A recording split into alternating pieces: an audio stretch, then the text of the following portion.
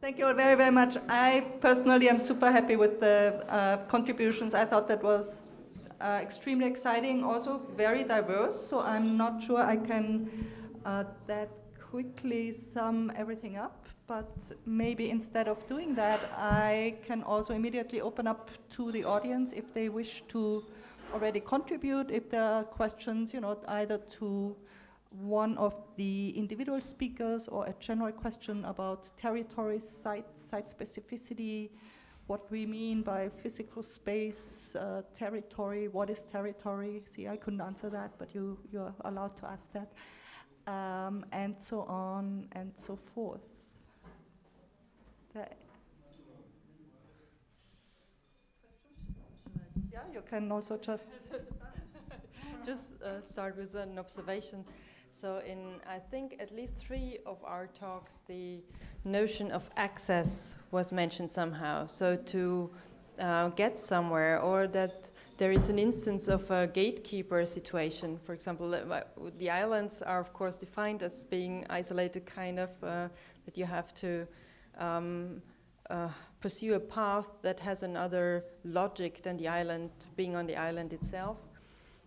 And also, for example, with the space art, it's totally crucial, and the major effort for the artists there is to persuade the gatekeepers like NASA, for example, in order to give them the power or the possibility to bring the payload up into the air, meaning that if we are talking about territory or the territorializing, we have on the one hand side law that regulates that, but we have also these technical gatekeepers that have the power to draw the boundaries. And I was just seeing that also in your talks as well.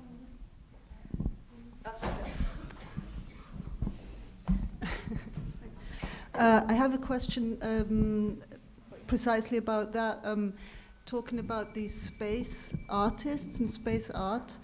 And the accessibility or limits to it that you were pointing at. I have no idea how many space artists there are. Where there's obviously talking about the radio limitations that are there also for commercial reasons. What is what are the limits of accessibility for space artists? Apart from the technical or budgetary ones. Is that precise enough? I just try something, yeah. And you'd ask again if I don't get it. So how many there are? There's quite a difference between sky art and space art. Space art really dealing with the upper atmosphere and the outer space, and sky art, everything that's reachable by plane, for example.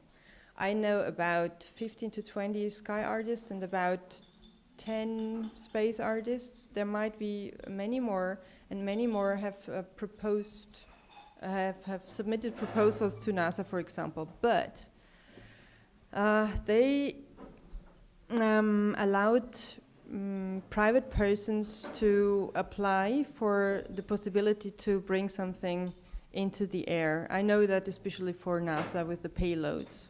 What the artists have to take into consideration, besides the funding situation, which is weird because, yeah, it's costly, NASA defined specifically rules for how the artworks have to look like. They have to have a social impact, they have to be not commercial at all, so there's nothing you can bring up and down and sell it. They wouldn't allow that, for example. They wouldn't allow anything that's dangerous for the shuttle, of course. After the Challenger disaster, they then had other kinds of security restrictions afterwards. I know that 2 space artistic projects were realized with NASA, and afterwards it was postponed, and all the projects that I am dealing with are actually remained conceptual ones.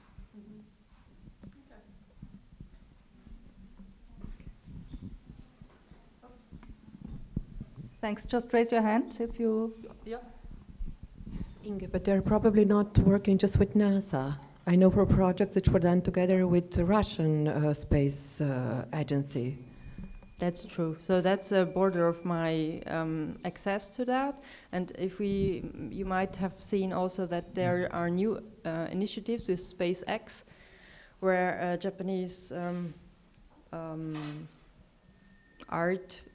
He's a rock artist, I think, a rock star, a rock musician. He wants to go and fly around the moon and take with him about 6 to 7 artists who should actually work on this experience. So yes, and there are additional initiatives on the commercial level, more and more coming up. Also in Japan, for example, there is a firm that wants to provide the possibility to have artificial a star shower to take place. So they really throw chemical balls onto the atmosphere that they glow in different colors. You can just buy it if you have the money. And there are several initiatives, and it's true also ESA, the European Spatial, for sure had programs, but this is something I have to look into it. Yeah, Beatrix too. Hello, I was just wondering if there's an ecological discussion going on within those space artists, because yeah. Yes, yes, of course. Newton Harrison is the father of ecological art. So he has many projects dealing with ecological issues all around the world. Really, very complex works where he basically designed new ways of visualizing and mapping out ecological connections. So he's known for that, and the space art project is in his very early career. I was in contact with him, and he said, well, he actually still has this dream to realize it, but it should not be too heavy for our ecological environment. And also Steve Poleski, the sky artist I mentioned in the beginning, ended his career as a sky art with a presentation at MIT saying that's ecologically not doable anymore. So yes, of course, it's a huge topic. So is it a shift from technophilia to kind of ecological concerns? Right. And I didn't quite get the connection between this first example, this Persil, this advertising project, and the relation to this later project. Was this just, why did you bring that in? Yeah, I tried to give a good an example why everything that is transmitted via the sky directly touches us directly. So they had the impression that there is kind of a danger coming, because it's not transmitted with the normal radio receiver, it's not transmitted in newspapers, it must be urgent right now, because they just do it directly. And this sense of that this danger coming is, in my view, also linked to something like a territory. So somebody is entering your zone that actually has only to be given free if there is emergency happening. And if you are violating that, it's really sparkling those emotions. So that was the example for, but it's clearly commercial. Again, just raise your hands if you have any questions.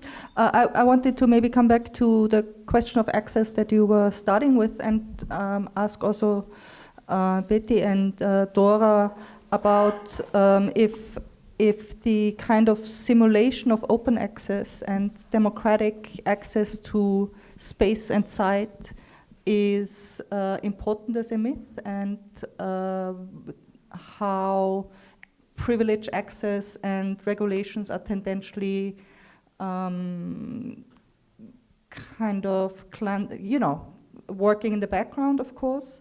But if some of the myth wouldn't work so wonderfully if we knew about the territorial regulations. No monuments is kind of obvious, but still no one seems to still talk about it. And also islands, where the myth is ongoing and obvious, about the idea of, something that is open and empty also, no?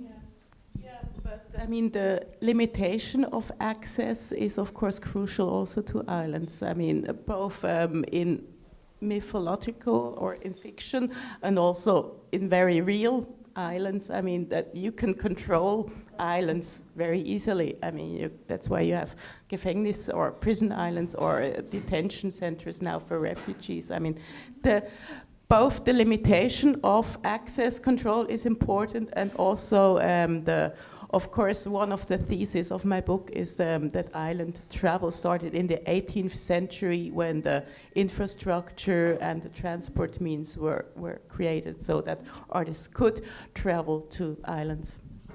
I mean, it's a dual. Yeah.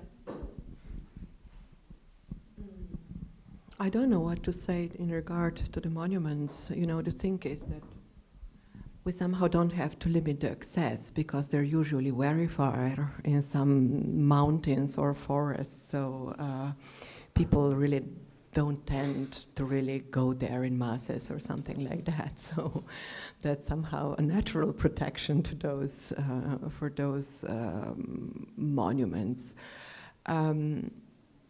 What I don't know if that's appropriate to say, but when those monuments were built, you know, they are really huge structures.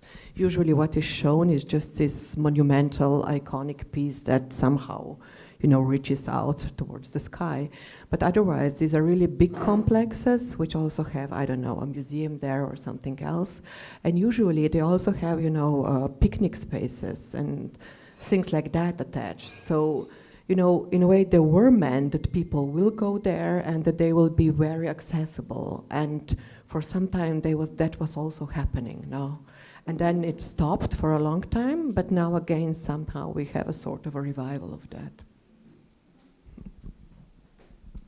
And there may be a question actually to, you know, to the students in particular, but not only, also because it was something we discussed in the course, or a lot of students want to work on topics that are related, of course, to the, you know, environmental crisis, and also showing that it happens in particular territories. But then you have the problem, you know, that Dora talked about, so to speak. Once you go there and do your artwork, you're also impacting the planet. And how do you kind of, you know, work with the, like, how do you bring together the mission of making something visible to other people, but maybe without becoming part of the problem in a way, no? Either in a symbolic way or in an actual way.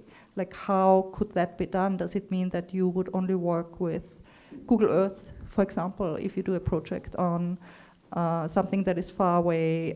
Do you travel differently? Do you ignore it and you say, oh, well, it's just me who takes the plane, but no one else would? And then, you know, and so how, like, whoever, I know there are a lot of people here in the room who, you know, work with territories and sites.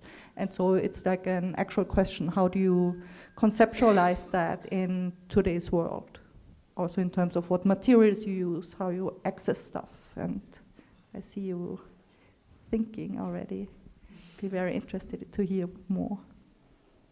Or also Beatrix, other artists, everyone who works artistically in the room. I think, for example, someone like Robert Irwin, to me, is someone that is sort of working in this direction, where moving from site-specific and what he calls site-conditioned art to working in gardens. And I mean, the Getty Garden is, I guess, his biggest project, and isn't necessarily the most ecologically friendly. You know, it's not purely local selected plants and this type of thing, but that his thought process, from what I've seen him talk about it, is moving in that direction of almost trying to make himself irrelevant, of saying he wants to alter people's perception and perceptual ability so that they notice what is actually going on around them in a way that he wants to sort of, get rid of himself, and that he's saying nature in some ways is the best artist, and anything he does is even almost a smudge on this or tampering with it. So I think he's sort of the person that comes to my mind the most. Anyone else? Can't be that no one wants to discuss that. I know it's a difficult question, but that's why I pose it. And I think it's an interesting one. Also, maybe Paul, Nicole, I mean, you're also, working with site, it's just a question like, is there a shift, no? Now that we are thinking about sites and territories and environment differently than even 10, 15 years ago, I think. And it's on everyone's mind, so obviously. No, maybe I just, is it on? Yeah, okay. What my experience is in our work, so the accessibility of whatever in following in an idea is maybe the most crucial point every day in the work. So it's interesting to see maybe one example, just that I don't know, Red Bull made this man jumping out of the balloon and fastest man on the world or whatever, and at the same time, or 2 months later, one man did it without all the equipment, and he broke the record very easy. So I think for us as an artist, it's very important to follow the ideas, but also make the let it go that we create possible conditions somehow. This is maybe my point to the accessibility. Yeah, so yeah, maybe it's not the answer, but I think our approach is to also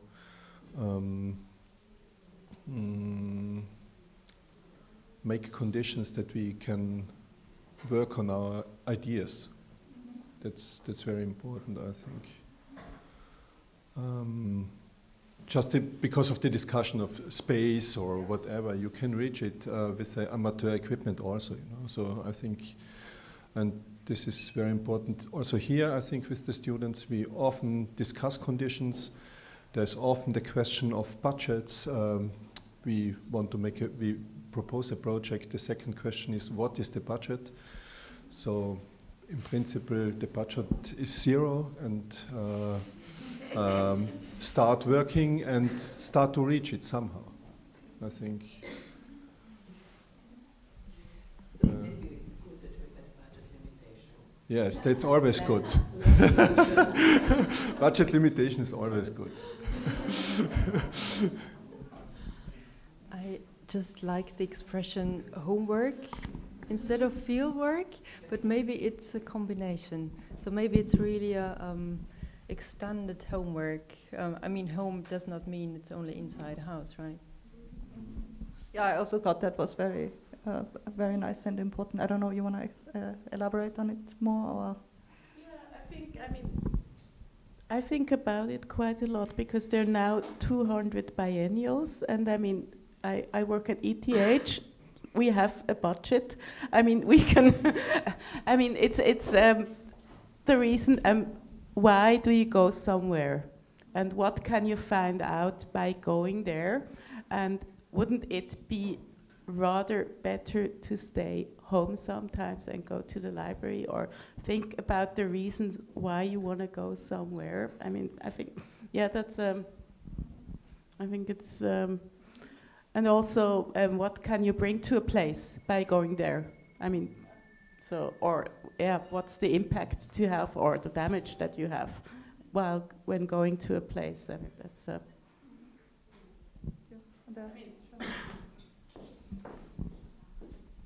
I just wanted to add on to that. I think that what Paul was saying before, and like this question of territories, is also, I think, this the possibility of imagination, and creating these territories just like via your imagination, and that I think is a very important thing in like artistic work, isn't it? I mean, not everybody can or may want to bring things up into outer space, or I was thinking of the project that Paul and Nicole did with this like traveling, like the Weltumrundung, for which you just sort of went around this track, this 2-kilometer track for 2 months or something like that. So you didn't really move, but you moved a lot, and it was like this. You referred once to it as sort of like a journey to the inside rather to the outside. So I think that is something, you know, that you can have in mind, and or just I also was thinking of you know, using what Mechtild pointed out earlier on as the like internet or virtual sort of possibilities. Well, there are servers somewhere in the Arctic because they're very warm, so they are also not as I don't know. Yeah, stuff exists, right? It's not as virtual as we would like it to be. I'm afraid. And then there was just one thing about the islands and your lecture that you've been talking about, and with the residencies and all these biennials. I think that that is one, you know, for students or for younger artists. I think that these residencies are also nowadays a part of, you know, their income. So it's for a lot of people, it's a way of, you know, sort of paying for the next half year that you have a residency with an income. So I think that's a question that you always sort of.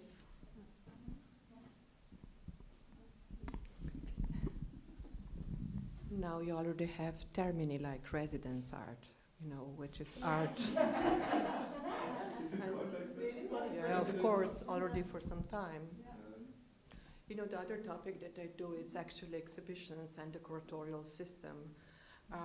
So that's why I'm familiar with such terms. Yeah, actually now I think for at least 10 years what you can notice is that you have a type of artist which is just moving from one residence to another, and you know that. Good name for a new department. Yeah. Okay.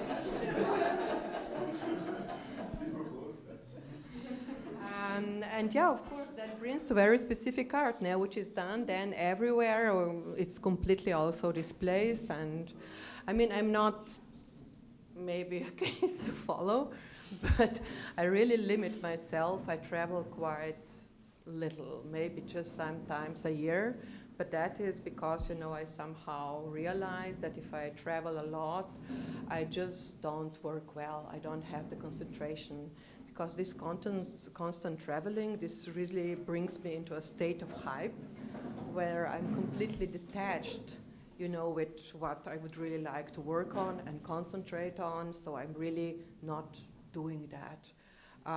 But, you know, maybe that's just me, and other people are different, and they have different abilities, and they can easily fly around all the time and do their work. But I myself, I just can't, and I don't want, and I don't do it. So maybe I add something from my perspective, as I have a focus on contemporary computer-based art that is often interactive and very, very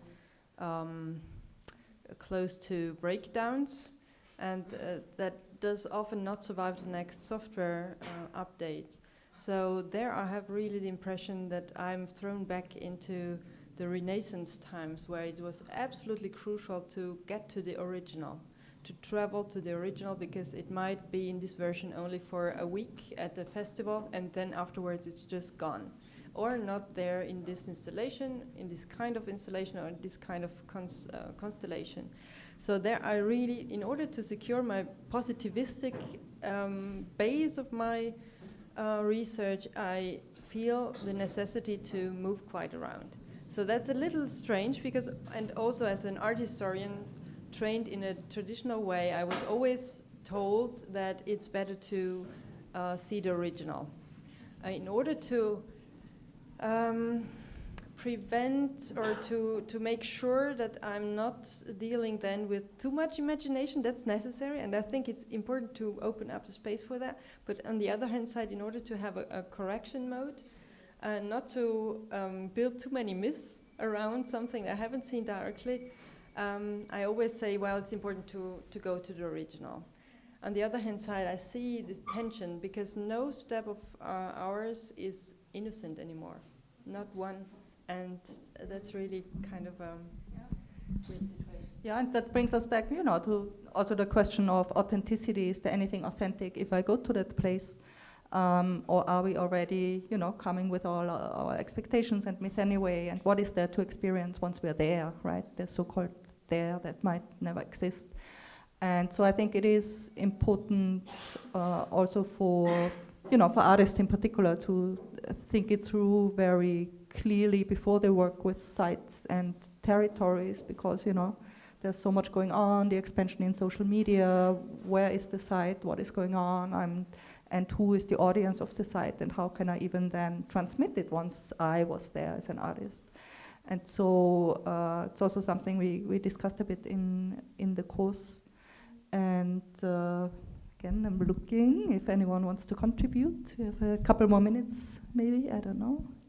Just raise your hands if so. Dora wants to add. Well, that's kind of there since the beginning of travel. You're never the first. The authentic is always gone.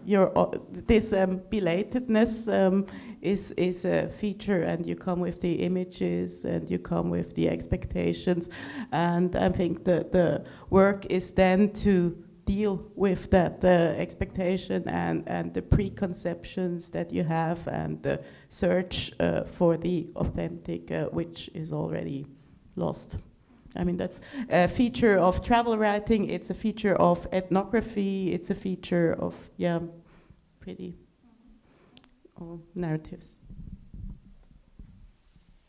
If there are no more questions, maybe I want to bring in Elke in absentia, just by saying, in any case, we probably need care for our sites and territories, if we're art historians, theorists, or architects or whoever else is in the room and in the world out there. And I thank you very, very much for being here. There are signature drinks, which I hope you all already experienced. And we will be around for a couple more minutes if there are any questions you would like to ask us individually. Thank you very much.